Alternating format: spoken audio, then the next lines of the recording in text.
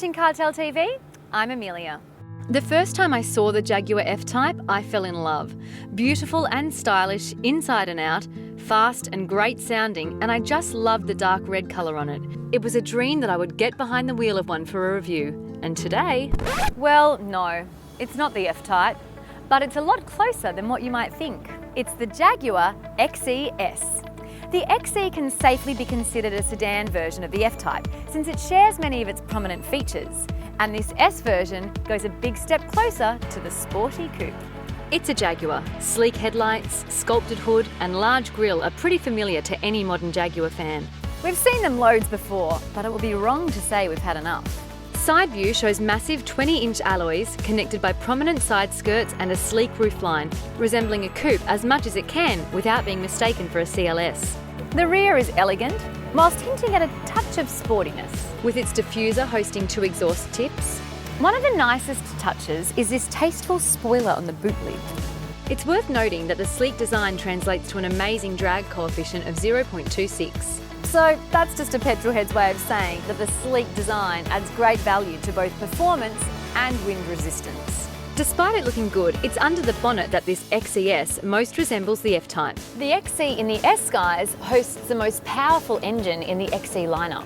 It's a 3-litre V6 aided by a supercharger. This setup produces 250 kilowatts of power and 450 newton metres of torque. It will rocket this classy sedan to 100 kilometres an hour in just 5.1 seconds. The average fuel consumption is at a respectable 8.1 litres per 100 kilometres. You want me to rev it? And I will. This engine is not new. It's also available in the F-Type. The F-Type also has a V8 version, but many people actually prefer the wonderfully responsive and noticeably lighter V6 version that I have here. Despite having 2 extra doors, this is still a performance car. The only option for the gearbox is the 8-speed automatic made by legendary ZF. Sure, there's people who prefer manual in a sports car. I have to say that the automatic shifts beautifully and at the right moment in any driving style. The XE S has a problem of being between a sports car and a luxury sedan, so it has to provide perks of both worlds. An example of how well they've done this is in the seats. They provide ample amounts of support, but without going too far into the uncomfortable sporty territory. The seats are actually one of the reasons why driving the XE S is such a pleasure. Whether it's aggressive sharp turns or gentle cruising. Supercharger! I love turbos and they are at the very top of forced induction. But superchargers have that steady power build-up as opposed to the turbo lag. Oh, and by steady power build-up, I mean this thing just tears it off the line. The body is very rigid, which allows the suspension to work its magic. The suspension is also familiar from the F-Type and helps the car grip the curves with the kind of ease that many cars with 2 doors fewer can only dream of. On the other hand, the same body rigidity allows for more versatile suspension, which provides comfort comparable to some luxury sedans. Another great feature is the electric power steering that gives wonderful feedback. It makes cornering very intuitive and increases the driving pleasure significantly.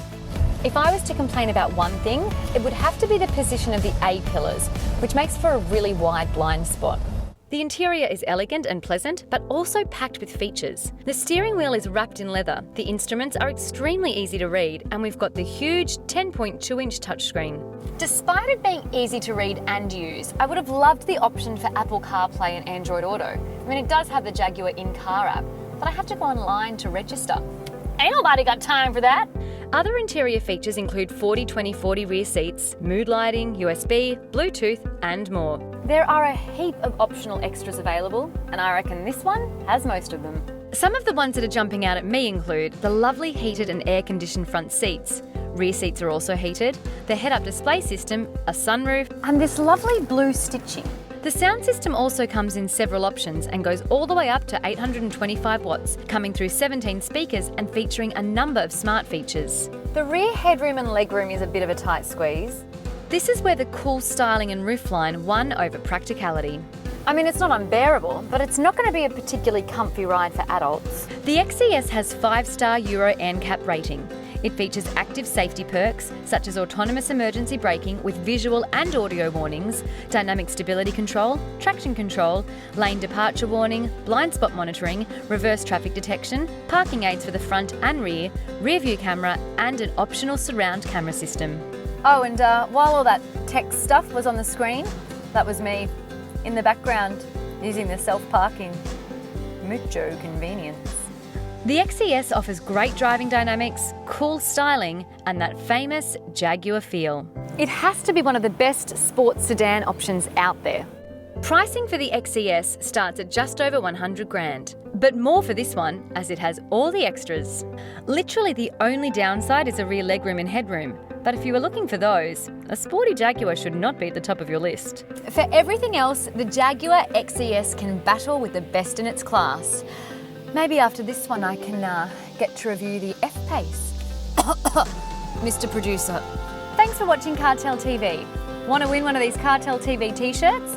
Subscribe, jump on over to Facebook and tell us which is your favourite review. Obviously it's one of mine.